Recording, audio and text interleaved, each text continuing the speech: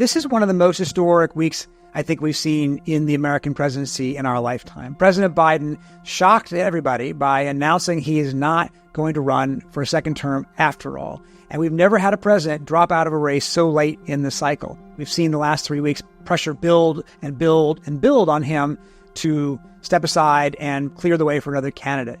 Biden kept this close to the vest. He is in isolation with COVID, and only a handful of aides are there with him. He didn't feel comfortable going on camera. He's got a raspy voice, he's got a cough, so they decided to craft this letter. But nobody knew about it outside of the family and those handful of aides until Sunday morning. When he gets on the phone, he tells Kamala Harris, then he calls his chief of staff, and he calls his campaign chief and tells them. And then they have this Zoom call with senior White House officials and campaign officials at 1:45 p.m., letting them know he was dropping out. And then suddenly at 1:46 p.m., this letter appears on social media telling the world that the Biden presidency will end in January of 2025. Within about half an hour, the president then posted another message online saying he was endorsing Kamala Harris, his vice president, loyal for the last 3.5 years. And he makes the case that we should rally behind her now and move ahead with the fight against Donald Trump. It's a big generational change for the Democrats. This brings on a new group of people to the top of American politics.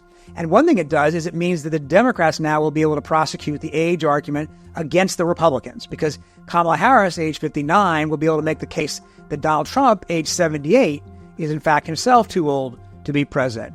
The first thing that has to be answered is, will Kamala Harris be able to consolidate Democratic support? The Democratic National Convention doesn't open until late August. It wasn't that big a deal when they assumed it was going to be President Biden. It was just going to be a formality. But now that it's actually a decisive moment, it scrambles the whole equation. For anybody else to challenge her would be really difficult because they'd have to get at least 300 signatures of delegates. That seems very unlikely.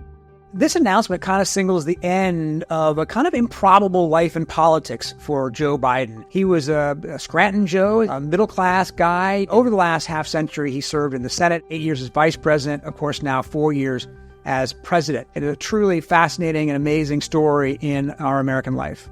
Of course, he's not stepping down as president, only as a candidate. That means he has 6 months left in the Oval Office. So he's going to spend a lot of time trying to consolidate his legacy, to consolidate the program that he put in place, but also, of course, presumably to campaign and advance Kamala Harris as his successor, because he knows his legacy will depend in part on her ability to beat Donald Trump.